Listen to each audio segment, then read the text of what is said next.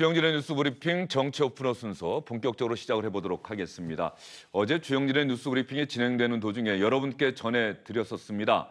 문재인 대통령이 수석 보좌관 회의를 주재하면서 일본의 경제 보복 조치와 관련한 또 다른 메시지를 내놓았습니다. 바로 남북이 경제 협력 잘해서 평화 경제를 이룩하게 되면 일본을 단기간에 따라잡을 수 있다, 이렇게 역설을 했는데 문재인 대통령의 이 발언을 놓고 후폭풍이 상당히 있습니다. 특히 보수 야당들은 강하게 비판하고 있는데요. 먼저 문재인 대통령의 어제 이야기부터 다시 한번 들어보겠습니다.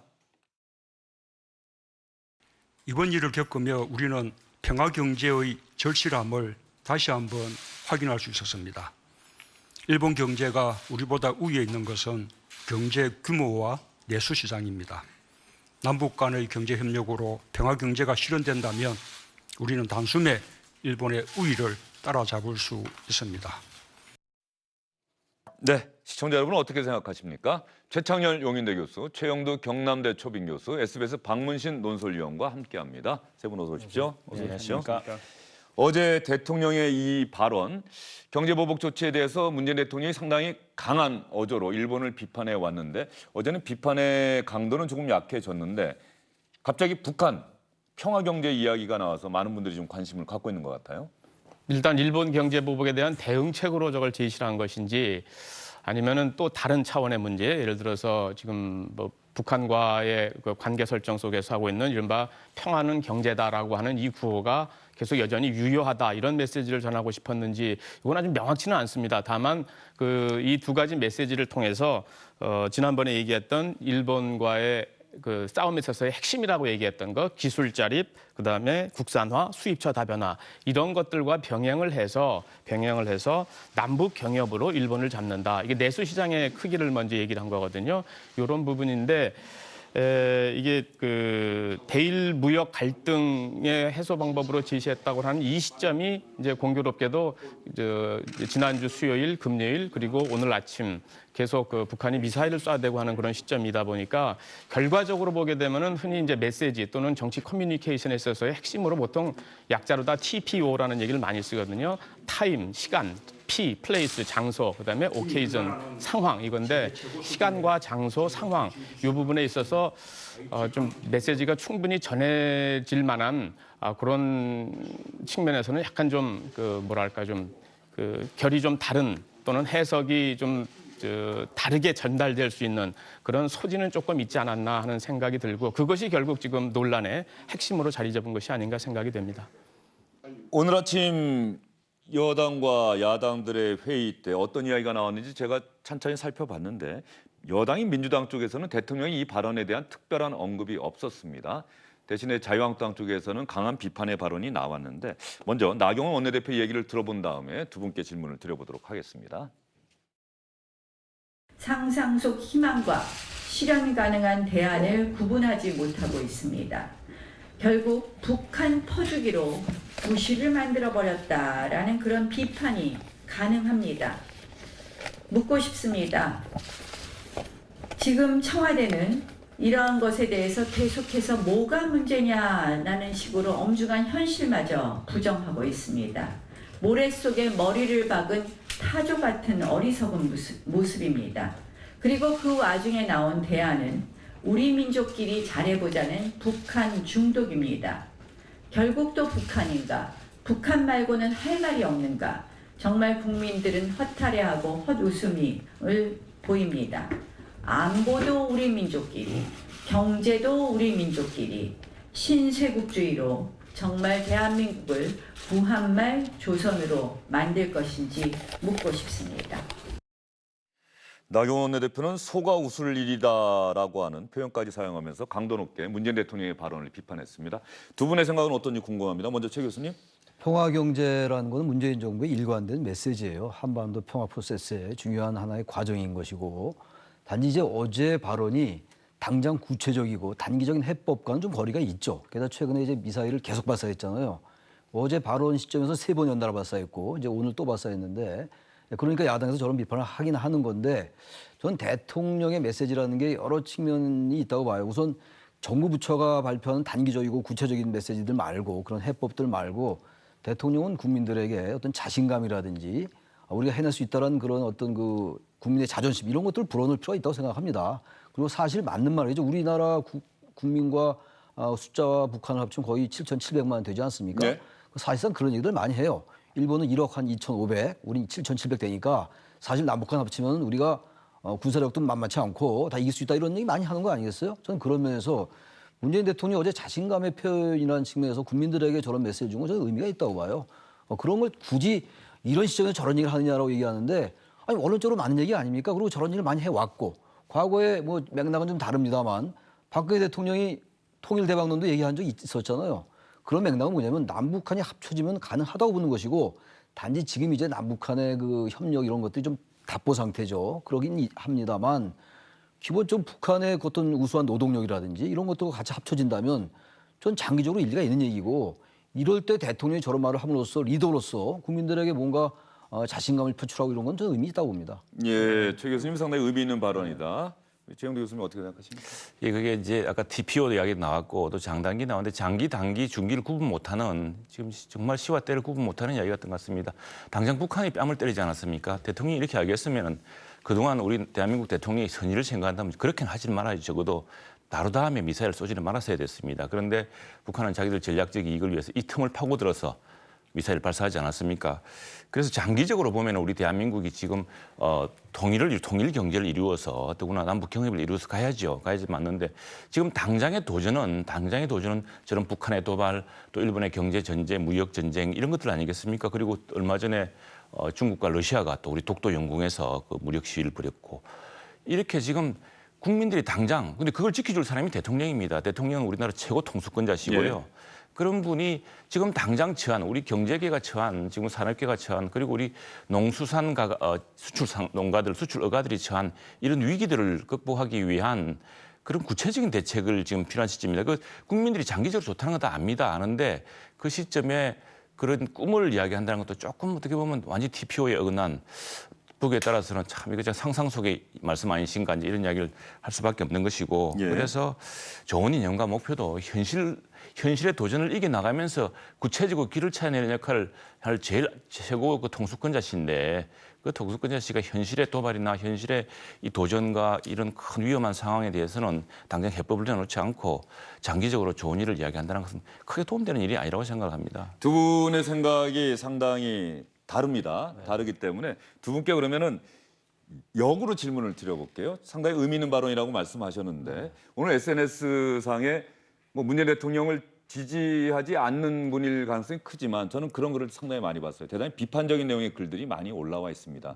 지금 상황에서 아까 TPO 얘기가 나왔는데 지금 상황에서 문재인 대통령이 제시한 이 해법이 우리 국민에게 아까 희망을 줄 수 있다고 말씀하셨는데 이게 무슨 희망이 되느냐. 북한이 동조하지 않고 있고 북한이 도발 행위를 계속하고 있는 이 상황에서 북한과의 평화 경제를 통해서 일본을 따라잡는다. 아까도 말씀하셨습니다만 장기적으로야 우리가 궁극적으로 가야 할 길이긴 합니다만 지금 상황이 이게 과연 국민들에게 희망이 될 수 있는 말이냐. 그렇죠. 오히려 답답함만 더하는 것 아니냐라고 하는 비판의 글을 제가 봐서 질문 한번 저도 드려봅니다. 그런 글을 많이 봤고 또 주변에서도 그런 말씀을 많이 들었어요.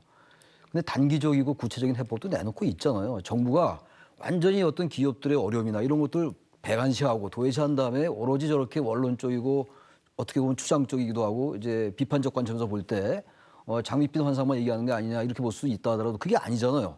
정부 부처는 부처대로 여러 가지 지금 해법을 내놓고 있고 또 이번에 추경도 통과가 됐고 내년 예산에 1조 이상을 이제 그 투자하겠다는 거 아니겠어요? 부품, 소재, 장비 이런 산업도 R&D도 포함해서 그런 걸 하는 한편으로 대통령까지 수석보좌관위에서 그런 얘기를 할 필요는 없잖아요. 부총리도 얘기하고 있고 국무회의 때 또 얘기하고 있기 때문에 국무회의에서도 저는 이게 당장 이제 미사일 발사에 연이어서 되고 있는 상황이기 때문에 이제 TPO 말씀을 이제 두 분 다 하셨는데 저는 그런 비판이 야당으로서 할 수 있는 것이고 저는 일리 있다고 봐요. 그 비판은. 그러나 네. 대통령이 장기적으로 우리 할 수 있다라고 얘기하면서 지금 현재 오히려 답보 상태에 있는 남북 문제, 남북 협력을 더욱더 우리가 더 밀고 나가자라는 측면으로 해석할 수도 있어요. 우리 앵커님 말씀도 저는 받아들이는데 그걸 굳이 저렇게 비판적으로 볼 게 과연 뭐가 있느냐. 나쁜 얘기하고는 아니잖아요.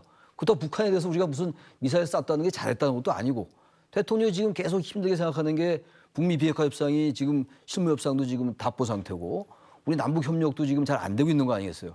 그런 의미에서 더 이것도 잘 하고 우리가 일본을 이길 수 있다 장기적으로. 이번에 보세요.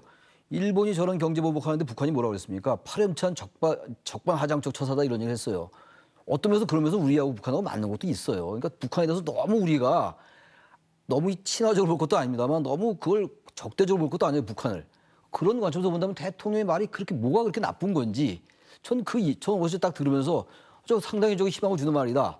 그리고 그 대통령이나 국가의 최고 리더는 그런 걸 제시해야 되는 거예요. 단지 국민들의 이제 계층에 따라서 성향에 따라서 반대할 수 있죠. 근데 그게 저렇게 비판받을 발언인지 다른 걸 전혀 얘기 안 하는 게 아닌데 그게 저는 굉장히 뜻밖이었습니다. 그런 댓글 보면서. 그래서 예. 아, 저하고 나하고 생각이 많이 다르구나. 이런 걸 제가 또 한번 느꼈습니다. 예, 제가 일부러 반대되는 질문을 드린다고 말씀을 드렸고요. 최 교수님께는 이렇게 말씀을 드려볼게요. 어제 대통령이 말하면서 이미 그 전제 조건을 이야기했어요. 북한과의 협력이라고 하는 것은 많은 고비가 있고 위기 상황이 있다. 지금 북한이 계속 미사일 발사하고 있는 이런 상황 때문에 아마 어제 발언에 대해서 비판하는 분들이 있는데 그럼에도 불구하고 남북 관계의 개선, 화해와 협력, 평화 통일은 우리가 가야 할 길이고 이번에 일본의 경제보복 조치 후에 나오는 이야기는 단기적인 대책도 당연히 필요합니다만 장기적으로 우리가 일본의 경제 예속으로부터 벗어나야 하는데 그러기 위한 장기적, 정말 초장기적 방안으로 남북 간의 평화 경제, 궁극적으로는 평화 통일 국가겠죠. 그러면 우리가 일본을 따라잡을 수 있지 않겠느냐. 뭐 이러한 취지로 충분히 받아들일 수도 있는 건데 보수 야당들이 저렇게 강하게 비판만 해야 하는 건지. 근데 지금 이제 창원, 이제 제가 경남대학이 마산 네. 창원에 있는데 창원에서 당장 비상이 걸렸습니다. 기계공업단지 아니겠습니까? 지금 일본의 화이트리스트에 일본 이제 이번에부터 적용되는 게 지난번은 반도체였고 기계공업입니다. CNC라든가 이런 정밀기계 같은 경우 이거 따라잡아야죠. 그래서 사실은 저는 오히려 대통령께서 말씀하셨다면은 오히려 그 기업에 희망을 주기 위해서 그래서 근데 창원공단 같은 곳에는 내가 부품 연구원을 빨리 설립해 주겠다. 정부에 긴급 지시를 해서 그거 지금 우리가 일본을 따라잡기 위한 부품 연구원을 빨리 만들어라. 그리고 기계 연구원을 새롭게 설립해라. 뭐 이렇게 해서 좀 R&D 역량을 확 쏟아붓는 이런 말씀을 하시거나 이래야 되는데 지금 그런 말씀은 없으시고 갑자기 이런 말씀을 하시니까 그거 모릅니까? 누가 국민들이. 네, 답답한 거죠. 지금 특히 경남권역은 굉장히 일본과의 경제 교류가 많은 곳입니다. 지리적으로도 가까워서 그런가요? 그렇기도 하고 창원 같은 경우에 외터 기업의 절반 이상이 일본 기업입니다. 네네. 그리고 이제 그 농산물 대한민국 수출한 농산물이 대부분 또 그 경남의 농가들이 일본으로 수출합니다. 한 10만 건 한 2조씩 됩니다. 그 양이. 그런데 지금 그 문제가 있고 그래서 지금 오히려 창원의 산업계라든가 이런 데서는 뭘 이야기하냐면은 지금 이제 이렇게 화이트리스트 배제축이 일어났지만 가기 결정이 있었지만 이게 실행되기까지 시간이 좀 있습니다. 그래서 실행되기 전에 외교적 해법을 좀 더 강구한다거나 그리고 또 하나 대통령께서 지금 내가 좀 아쉬운 메시지 중에 하나는 지금 우리가 일본과의 이런 경제 무역 전쟁에서 우위를 점한 것은 국제적 명분입니다. 그러니까 자유무역을 해쳐서는 안 된다는 국제적 명분이죠. 그래서 저는 이 무역 조치했지만 일본의 이런 그 무역 보복 조치가 자유무역에 반한다는 내용, 우리는 그 자유무역을 지키겠다는 내용을 오히려 원론적으로 강조를 해서 국제적 여론을 더 얻을 수 있었던 거 아닌가 싶고요. 근데 갑자기 북한이 미사일 쏘고 또 그 뒤에 미사일까지 쏜 이 마당에다 보니까 이 말이 너무 맥락이 없이 도드라져 보이는 것이 그죠. 예, 알겠습니다. 그러면 대통령의 이 발언 보수 야당들은 상당히 강도 높게 비판하고 있는데 자유한국당 말고 뭐 유승민 바른미래당 전 대표도 이야기를 했고요. 전 대선 후보도 이야기를 했는데 다른 사람들은 어떤 이야기했는지 한번 보겠습니다. 유승민 전 바른미래당 대표 핵을 절대 포기 못하겠다고 버티고 하루가 멀다고 미사일 도발을 일삼는 북한과 도대체 언제 어느 세월에 경제 협력을 해서 일본을 이기겠다는 건가? 일본 경제가 우리를 앞서고 있는 것은 단순히 규모가 아니라 기술이고 경쟁력이다. 일본 경제가 우리보다 우위에 있는 게 경제 규모와 내수 시장이라는 생각부터 경제를 모르는 무지의 소치다.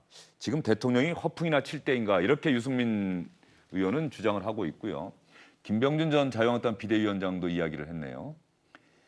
금융시장이 불안하다는 기자들의 질문에 청와대 관계자는 구체적으로 어떻게 불안하다고 하느냐고 되물었다. 청와대에는 귀도 눈도 없고 감도 지식도 없는 사람들만 있다는 말인가.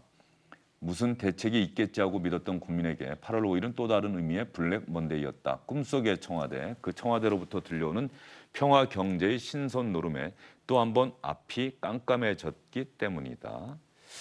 보수 야당들은 상당히 강도 높게 대통령의 어제 발언을 비판하고 있는데 민주당은 어제 대통령의 발언에 대해서는 오늘 아침 회의에서 특별한 반응, 특별한 발언을 하지 않았더라고요. 특별한 이유가 있는 겁니까?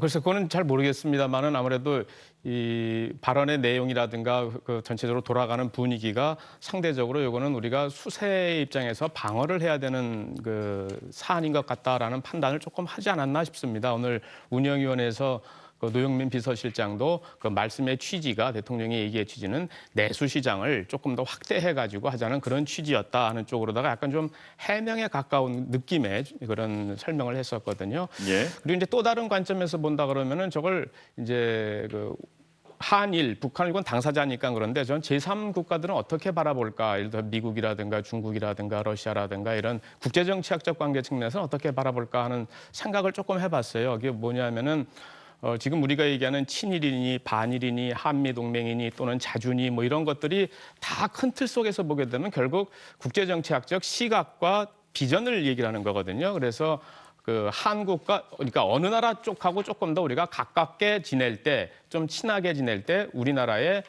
나라의 이익 또는 국민의 이익을 더 크게 할 수 있느냐 하는 그런 시각 차이거든요. 그래서 한국과 미국에 그래도 친하게 지내는 게 더 우리나라에 도움이 될 것 같다라는 그룹이 있는 거고 그게 아니라 북한과 중국 쪽에 또 좀 더 가깝게 지내는 것이 더 도움이 될 거다라는 그런 물론 이제 그걸 그 아주 천편일률적으로 아주 일도 양단하듯이 쪼갤 수는 없습니다만은 그 방향성과 그 무게가 있는데 그 방향성과 무게에서 상대적으로 그 이른바 그 좀 남북 경협 우선, 평화 우선 이런 것들에 대한 대통령의 시각이 한국 정부의 시각을 반영한 것 아닐까라고 이 국제 정치를 연구하시는 분들 그런 분들은 그렇게 받아들이지 않을까 하는 생각도 했습니다. 예, 민주당이 어떤 반응을 보일지 야당들이 강하게 비판하고 나섰기 때문에 민주당에서 오늘 오후나 대변인 논평이라든가 아니면 내일 아침 회의 자리를 통해서 보수 야당들의 주장에 대해서 또 반박하는 입장을 내놓지 않을까 이런 예상이 듭니다.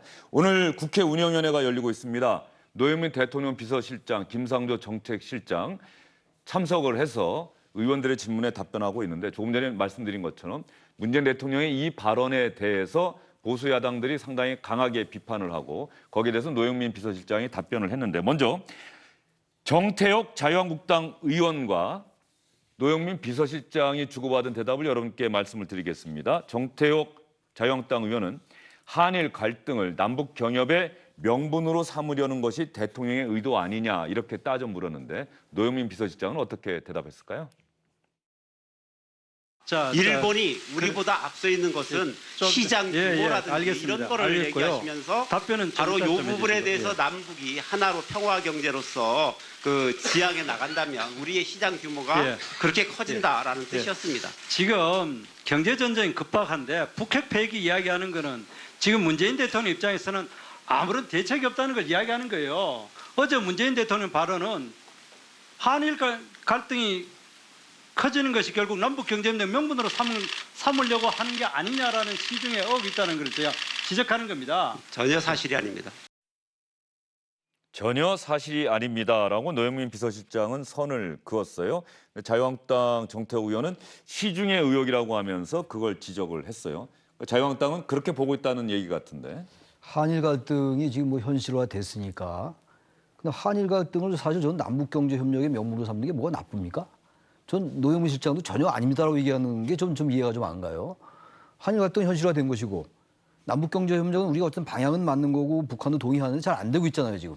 그 이건 일부러 이걸 가지고 무슨 이용한다 이런 이제 그 어조로 이제 질문을 했는데 그게 아니라 이 국제관계 속에 지금 국제관계가 어떻습니까 여기 지금 남북한 관계가 있고 한일 관계, 한미 관계 굉장히 복잡하잖아요 지금. 네. 이 상황 속에서 지금 아까 그 얘기도 그래요. 남한과 북한이 뭔가 배타적인 민족주의나 국수주의적인 것이 있다면 안 되겠죠. 근데 지금 야당은 좀 그렇게 해석하는 것 같아요.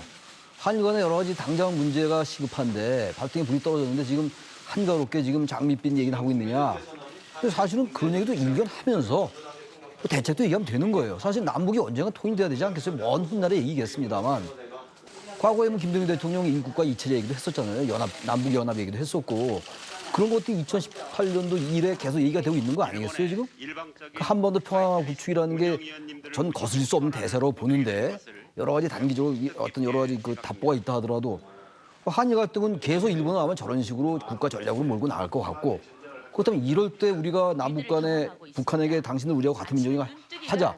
그걸 꼭 배타적 민족주의나 국수주의적으로 해석할 건 없을 것 같아요. 물론 그렇게 해석한다고 얘기는 안 했습니다만 그런 관점에서 제1야당이 저렇게 비판적으로 보는 것 같은데 한편으로 그런 것도 이용할 수, 지렛대로 이용할 수 있다고 좀 봐요. 저는 그래서 관점을 제1야당이 저걸 계속 물고 늘어지는 않겠습니다만 저렇게 비판의 강도를 높일 것인가 제가 아까 말씀드린 거나 마찬가지로 지적할 수 있어요. 너무 지금 한가롭다. 얘기할 수 있죠. 제가 계속 말씀드리잖아요.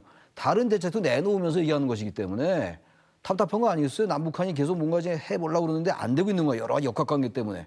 문재인 대통령 계속 어쨌든 이 불씨를 끄지 않으려 하는 것이고. 그러니까 미사일 발사하는데 이해가 안 가죠. 4번이나 쏴 제꼈잖아요, 지금. 근데도 우리 정부가 좀 조심하는 게 뭔가 북한을 자극하지 않으려는 거 아니에요. 성질 같은 게 그냥 당장만 비판하고 싶죠. 경고도 하고 엄중 막 항의하고 그러고 싶은데 뭔가 어쨌든 간에 이 상황을 관리하겠다는 거 아닙니까? 그러니까 트럼프 대통령도 그 쏘더라도 뭔가 이렇게 잠깐 조심하는 거 아니겠어요? 그런 걸 좀 야당이 감안하면서 비판하고 비판했으면 어떻겠느냐. 이런 좀 아쉬움이 있어요, 제 개인적으로. 예. 북한이 협조를 안 해주고 있는 건데 북한이 협조를 안 해주고 있는 거죠. 대통령이 평화경제 이야기를 했는데 북한이 왜 미사일 자꾸 쏜다고 얘기하는 겁니까? 직접 입장을 밝혔다고 하던데 일단 외무성 대변인 담화를 오늘 통해서. 이제 2발을 쏘고 예. 오늘 아침에 오늘 쏜 2발은 이제 나름대로 특징은 있습니다. 지금까지는 지난주에 썼던 것까지는 동해 쪽 그러니까 원산하고 함경도 영흥 쪽에서 이제 바다 쪽을 보고 쏘았는데 이번에 황해도에서 쏜 거거든요. 그러니까 황해도에서 내륙을 관통해서 동해 쪽으로 쏜 거기 때문에 그런 특징이 있는데 일단 그걸 외무성 명의의 담화를 북한이 냈습니다. 거기에 낸 내용을 보게 되면은 이 한미 지금 어제부터 진행됐죠. 한미 합동 군사 연습 이거에 대한 반발, 이 의도를 분명히 했습니다. 우리의 반발이 있는 줄 알면서 합동 군사 연습을 강행하는 저희가 과연 어디에 있는가? 우리도 국가방위의 물리적 수단들을 개발, 시험, 배치하겠다. 이렇게 얘기를 하고 했거든요. 그러면서 마지막에 지금 있습니다마는 남조선이 그렇게 안보 위협을 느낀다면은 차라리 맞을 짓을 하지 마라. 이건 좀 약간 좀 막말에 가까운 그런 내용의 성격의 그런 담화문 내용이었는데 뭐 이런 것들이 하고 기본적으로는 한국과 미국이 이 부분까지 다시 말해서 단거리 탄도 미사일에 대해서는 그렇게 강하게 나오지 못한다라는 내부적인 판단도 하고 있는 거겠죠. 우리 입장에서 보면은 저걸 9.19 남북군사 합의서 위반이다라고 세게 공격할 가능성이라든가 또 미국 입장에서 보면은 트럼프 대통령의 경우에 장거리 탄도 미사일을 안 써오고 있는 것 자체 이것을 업적이라고 생각을 하고 있는데 단거리 탄도 미사일 정도는 묵인하고 있다 하는 그래서 결국 하고 있는 것이 저강도 도발 이 정도 수준에서 하고 있는 건데 이런 현상적으로 나타나는 걸 보게 되면 한미 군사훈련에 대한 반발 그리고 현실적인 생각으로는 이 정도까지는 한국과 미국이 세게 반발하지 못할 것이다 강하게 달려들지 못할 것이다라고 하는 판단 이 두 가지가 함께 작용하고 있는 것이 아닌가 생각됩니다. 북한의 미사일 발사에 대해서 이인영 민주당 원내대표 대통령의 평화경제 발언에 대해서는 별다른 논평을 하지 않았는데 북한의 미사일 발사 우리는 단거리 탄도 미사일이다 이렇게 추정하고 있는데 북한에서는 얼마 전에도 방사정포다 이렇게 또 이야기를 하지 않았습니까? 이 부분에 대해서 이인영 원내대표가 뭐라고 얘기했는지 한번 들어보겠습니다. 지난 7월 25일 이후 네 번째 군사행위로 평화를 염원하는 한국민의 발행과 정반대의 방향으로 가는 것으로 규정, 거듭 유감과 또 항의의 뜻을 표합니다. 이 같은 군사행위는 한반도 긴장의 해소와 또 평화체제의 구축에도 전혀 도움이 되지 않습니다. 구체적으로 남북관계와 북미관계의 개선에도 전혀 도움이 되지 않는 행위임을 북은 명심하고 즉각 중단할 것을 강력히 촉구합니다. 아울러 이번 북의 군사행위는 한미연합훈련의 시작에 대한 대응 발사로 분석되는 바 훈련 기간 중에 추가적 북의 군사행위에 대비하여 우리 국민이 안심하실 수 있도록 군과 당국은 철저하게 감시하고 대비해 주실 것을 아울러 주문합니다. 이런 측면에서 보면은 북한이 자기들의 존재감을 드러내는 거의 유일한 방안이 미사일 발사하는 것 아닌가 싶은 생각도 좀 들어요. 때만 되면 또 조용하다가도 뭔가 요구할 게 생기면은 꼭 미사일 발사해서 우리의 이목을 끌고 김정은 위원장이 문재인 대통령이 약속했던 그 약속도 깬 거 아닙니까? 앞으로 새벽부터 잠 설치시는 일은 없도록 하겠다고 자기 입으로 해놓고 계속해서 약속을 좀 어기고 있는 거예요. 네네. 우리는 상당히 북한에 큰 선의를 베풀고 북한이 형제 국가로 생각하고 하겠지만 북한의 전략은 분명한 것 같습니다. 북한의 전략은 쉽게 변하지 않은 것 같고요. 이번에 이 계속 그 단거리 탄도탄을 하면서 600km 사거리에 탄도탄을 쏘지 않았습니까?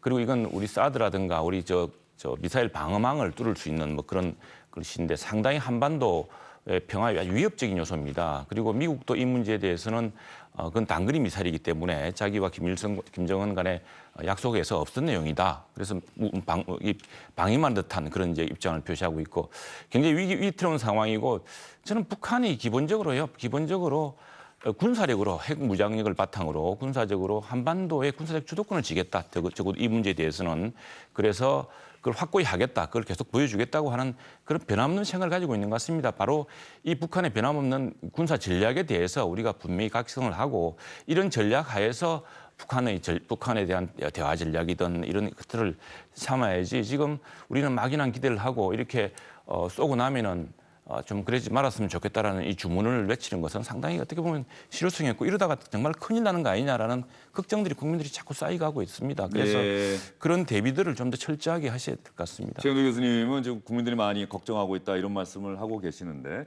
일본의 경제 보복 조치 현실화했고 이 상황에서 북한은 계속해서 미사일 발사하고 있고 현재 상황이 계속되다 보면은 결국은 또 우리 대한민국 경제에 안 좋은 영향을 미치게 되고 그렇게 되면 우리 경제 상황에 대해서 다른 나라가 불신의 눈으로 바라보게 되고 그러면 수출로 먹고 산다고 하는 대한민국이 위기 상황에 빠지는 건 아닌지 뭐 정부가 지금 최선을 다해서 경제 상황 관리하고 또 그때 메시지를 내놓고 있긴 합니다만 바로 이런 부분이 지금 많은 국민들이 걱정하는 부분이다. 그렇죠. 뭐 이런 얘기는 교수님도 많이 들으셨을 거예요. 100% 예. 저도 동의하죠. 그리고 북한이라는 나라가 아직도 정상 국가가 아니에요. 지금 이제 작년 이후에 뭔가 정상 국가의 모습을 보인다고 노력하는 건데 지금 아까 말씀처럼 북한이 지금 이런 여러 가지 상황에 대해서 항의한다든지 특히 한미 군사 훈련에 대해서 이제 자기들은 그 명분으로 쏜다고 그러는데 그런 것만 있는 게 아닐 것 같아요. 지금 일단 지금 그 실무 협상도 지금 진전이 안 되고 있고 이런 것들에 대한 불만의 표시일 수 있다고 보고요.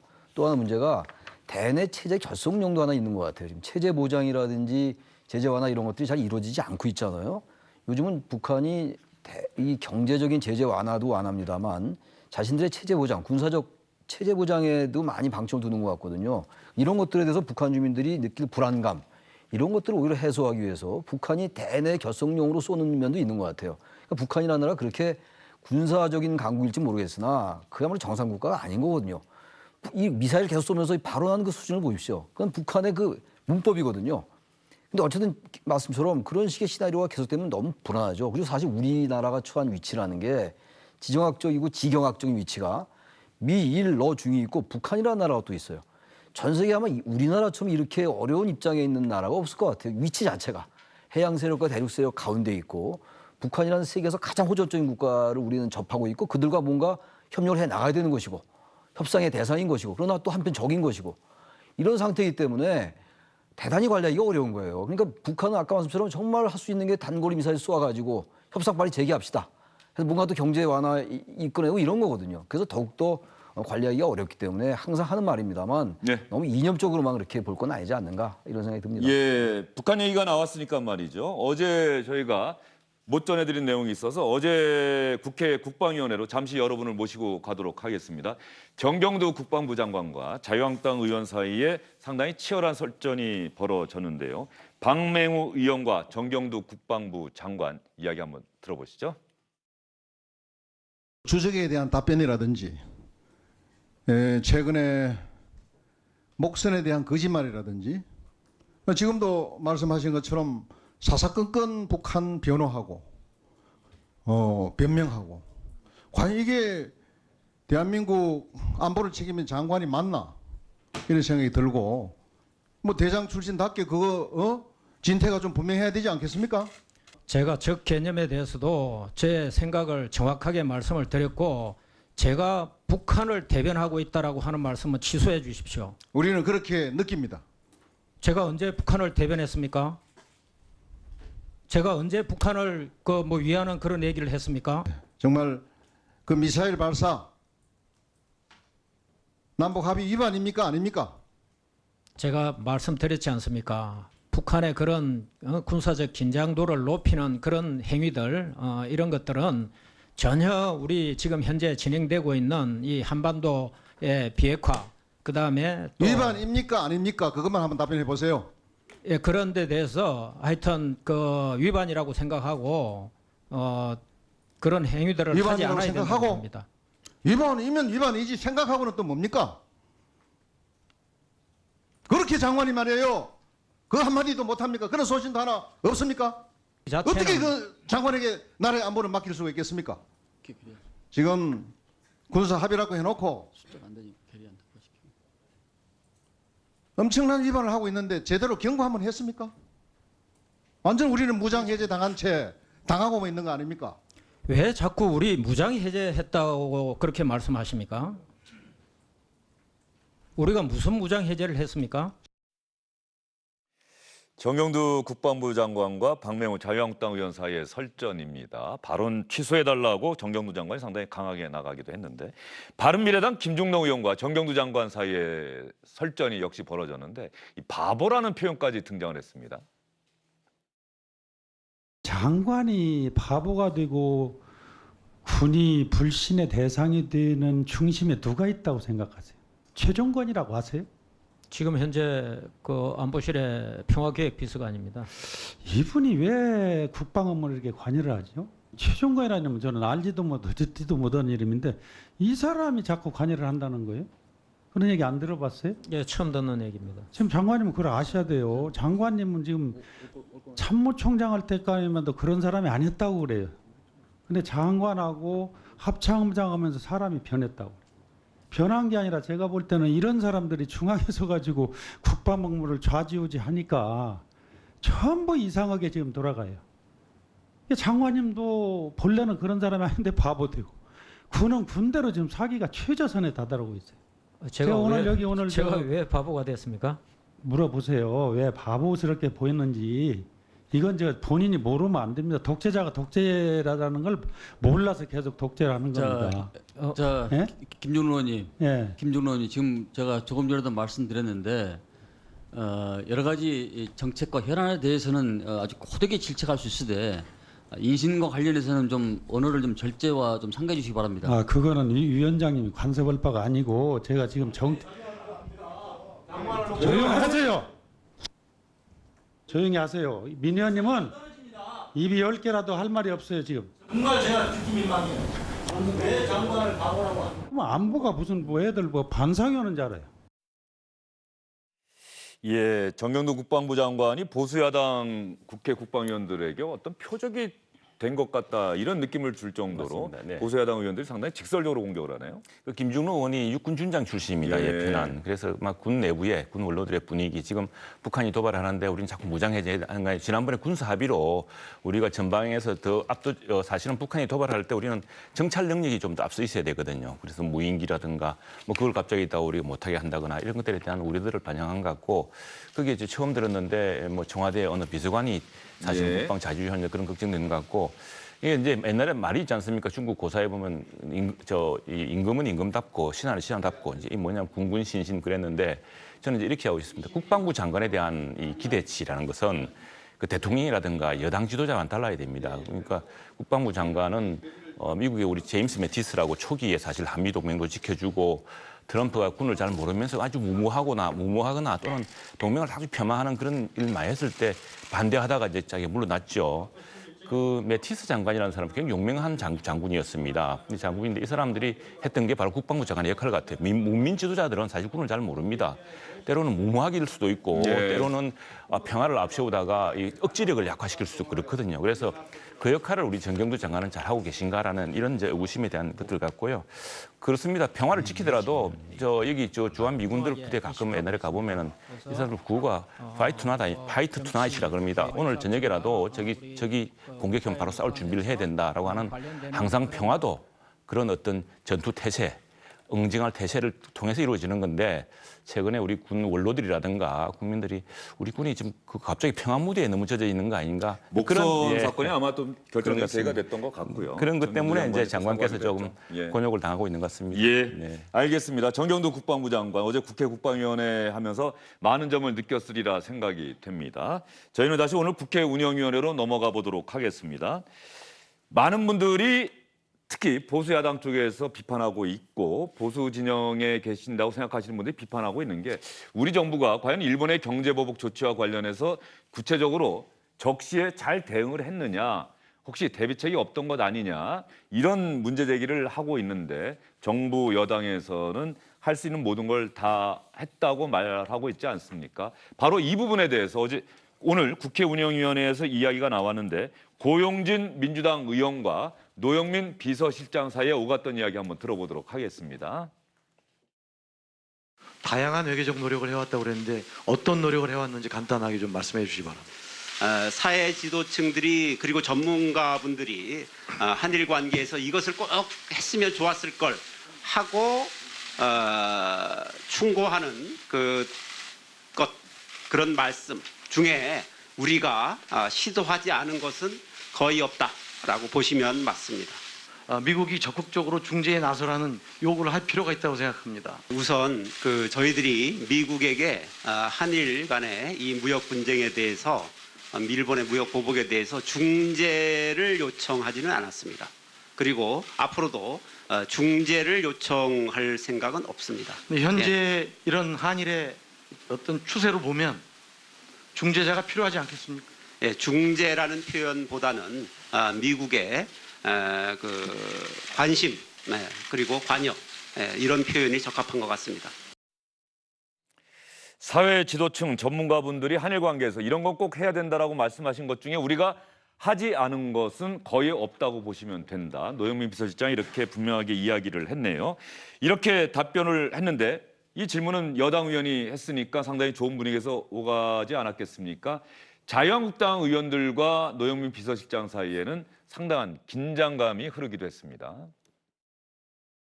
정부 대응이 너무 안해하다 이런 생각이 들고 제가 이야기하는 거는 전쟁은 이기고 전쟁하라 했는데 아무 전쟁도 없이 이 의욕만 앞서가지고 정부가 전혀 준비가 되어 있지 않다라고 이렇게 단정하시는 것은 우리의 어떤 국익 차원에서는 좀 조심스러운 부분이 있다라고 생각을 합니다. 노영민 실장이나 지금 정책실장이나 답변하는 것이 마치 청와대나 정부와 다른 의견을 내면 이것에 대해서는 국익에 반하는 것이다. 이렇게 야당의 입을 틀어막고 있습니다. 매우 위험한 발언이라고 말씀을 드립니다. 실질적으로 지금 노영민 실장 말씀하는 것도 앞뒤가 하나도 안 맞습니다. 지금의 국난을 자초하고 이 한일 간의 갈등을 갖다가 더 키우고 이렇게까지 끌고 온 것에 대한 사과는 없이 야당 의원들의 발언에 대해서 국익 운운하면서 그 부분에 대해서 한 말씀 드려도 될까요? 잠깐만. 그만하세요. 아니. 네, 나경원 자유한국당 원내대표는 아예 답변할 기회를 안 주네요. 김상조 정책실장은 우리 정부가 전혀 준비되어 있지 않다고 얘기하시는 것은 우리 국익 차원에서는 좀 조심스러운 부분이 있다 이렇게 이야기를 하고 있습니다. 나경원 원내대표가 발언을 잘랐어요. 노영민 비서실장은 한마디를 하고 싶었던 건데 노영민 비서실장의 이야기에 대해서 우리가 할 수 있는 건 다 했다라고 보시면 됩니다라고 하는 이 답변에 대해서는 어떻게 평가하십니까? 다 했다고 저 보기는 좀 어려울 것 같아요. 왜냐하면 이 부분이 최근에 일어난 사태가 사실 오래전에 예견됐던 면이 있잖아요. 근데 정부가 조금 아니했던 면이 저는 있다고 생각합니다. 완벽한 게 어디 있겠어요. 그래서 노영민 실장이 지금 이 얘기는 완전히 다 했다라고 얘기하는 거는 또 야당에게 또 공격의 빌미를 제공할 수 있다는 생각이 들어요. 정부도 이러이러한 부분들은 좀 허점이 있었다라고 좀 인정하고 그러나 지금 최선을 다하고 있다 여러 가지. 그래서 야당 의원들도 도와달라 이렇게 얘기하는 거 나을 것 같은데 완벽하다고 얘기하면은 그거는 뭐 그 자체로서 저는 비판의 소지가 좀 있다고 보고요. 이게 우리나라와 일본과의 문제가 대단히 구조적인 문제잖아요. 산업 구조도 그렇고 대일 의존도가 워낙 심하고 1965년도에 한일 청구권 협정 이후에 거의 모든 걸 의존했잖아요. 네. 그런 상황에서 그런 걸 좀 인정하면서 그러나 사실 우리 이 문재인 정부도 좀 소홀했던 거 있다라고 좀 얘기를 하면은 좀 비판을 덜 받을 것 같은데 완벽하다고 얘기하니까 제가 좀 어폐이 있지 않을까 생각이 들어요. 오늘 운영위원회 질문과 답변을 쭉 들어봤는데 이제 한일 관계에 있어서 올 하반기 12월까지 남은 일정 중에 상당히 중요한 이벤트들이 몇 개 있죠. 그때마다 우리가 어떤 문제를 풀어갈 수 있는 동력이 만들어지지 않을까 기대되는 그런 장면들이 있다고 한다면 어떤 게 있을까요, 박문신 의원? 일단 큰 틀에서 보면 우리 정부 입장이 나올 것이 이제 8.15 경축사 때 이제 대통령 그 경축사가 어떻게 나올지 예. 지금 뭐 분위기로는 전체적으로 좀 비판적이고 이제 이런 기조가 나올 것으로 예상이 되고요. 그다음에 8월 24일 날 한일 군사 정보 협정, 그러니까 GSOMIA죠. 저게 11월 달에 체결됐기 때문에 이거 파기를 원하는 쪽이 90일 전에 통보를 하도록 네. 되어 있습니다. 그래서 8월 24일까지가 이제 우리가 통보할 수 있는 연장 시한이 되는 거고요. 조 기간을 넘어가게 되면 이제 GSOMIA는 유지가 되는 겁니다. 그리고 9월 17일 유엔 총회 저기서부터 이제 세계가 같이 주목하는 그런 일정이 되는데 특히 미국의 중재 저것이 어떻게 진행될지 이런 것들이 포인트가 될 수 있을 것 같고요. 10월 22일 날 이제 일왕 즉위식이 있고요. 저 자리에서도 마찬가지로 아베 총리가 정상들 초청하는 만찬 일정이 같이 잡혀져 있습니다. 그래서 최소한의 그 스쳐 지나가더라도 하는 그런 대통령한테 초청장 보냈습니까? 아직 안 보냈습니까? 아직 그게까지는 아마 진행이 안 됐을 예. 겁니다. 근데 그런 초청하는지도 좀 지켜봐야겠네요. 예, 그렇습니다. 예. 그리고 우리가 응할지도 마찬가지고요. 그리고 이제 계기가 또 될 수 있는 것이 아세안 한중일 정상회의. 저게 올해 태국에서 10월 말에 열리는데 특히 이제 한중일 정상회의. 여기에는 이제 관심이 좀 있는 거죠. 지금 특별한 뭐 사전 조율이라든가 이런 것 없이 한일 정상회담이 이루어지는 거는 좀 어려워 보이지만 그래도 중국을 끼고 3자가 같이 하는 것은 그래도 또 지금 외교 채널 차원에서도 가동되고 있다고 하니까 저 부분도 마찬가지로 좀 지켜볼 그럴 남아있는 변수들이 아닌가 생각이 됩니다. 예, 저런 이벤트들을 통해서 한국과 일본의 정상이 만나게 되고 한국과 일본의 정상이 만나는 자리에서 어떤 상황 해결의 단초가 마련되기를 많은 분들이 바라고 계실 겁니다. 오늘 국회 운영위원회 소식 중점적으로 전해드렸는데 말이죠. 한일 경제 전쟁, 경제 갈등과 관련한 이야기 중심으로 여러분께 전해드렸고요. 북한의 미사일 발사. 그런데 자유한국당 곽상도 의원이 문재인 대통령이 변호사 시절에 친일파로 분류되는 사람을 변호했다. 이거 문제 아니냐 이런 문제 제기를 여러 차례 했습니다. 그런데 청와대에서는 그 사람이 친일 명단에도 없었기 때문에 뺄 필요도 없었다. 그리고 문재인 대통령 그 수임료, 뭐 성공보수 이런 게 있었는데 그것을 그 월급을 제대로 받지 못한 노동자들을 위해서 쓰라고 다 줬다. 이렇게 청와대가 해명하기도 했는데 오늘 운영위원회에서 곽상도 의원은 다른 현안에 대해서는 이야기하지 않고 자신이 문제 제기한 이걸 계속 제기를 했더니 노영민 비서실장도 강하게 반박하는 모습이 있었습니다. 이 영상 여러분께 보여드리면서 오늘 정치 오픈호 순서는 마무리하도록 하겠습니다. 세 분 수고 많으셨어요. 예, 비서실장님. 네. 이 상속세 소송하고 법인세 소송에서 그 유족들이 위정을 하고 허위 증거 자료를 제출해서 그래서 소송에서 이겼다. 그게 그 대법원 판결까지 확정이 됐습니다. 이 대통령께 제가 안 그래도 이제 질문하고 싶은 게 그거였어요. 대통령께 얘기 좀 물어보세요. 거기 가담하셨는지 물어보실 겁니까? 지금 무엇을 말씀하시는 겁니까? 상속세 소송에 상속세를 말씀하시는 겁니까? 법인세를 말씀하시는 법인세 소송도 상속세 소송하고 연결돼 있기 때문에 똑같은 내용이에요. 아니. 그런데 다릅니다. 아니 같은 내용이에요. 그저 상속세 부분에 대해서는 당시 문재인 변호사가 확인하신 다음에 얘기하시라고 하잖아요. 그 소송에 위정을 하고 허위 서류를 낸 부분에 대해서 대통령이 한 거에 대해서 분명하게 밝혀주세요. 이 얘기에 답변을 해달라는데 왜 답변을 안 하고 엉뚱한 미담을 얘기해요? 사람들이 양심이 있어야죠. 지금 말씀하신 것에 대해서 갖다다 보세요. 아니 그 지금 말씀하신 것에 대해서 책임지실 수 있으십니까? 그럼요. 여기서 말씀하지 마시고 저기 정론관 가서 말씀하세요. 아니 사태질 하지 말고 정론관에서 얘기했어요. 정론관 가서 말씀하시라고. 아니 뭐야?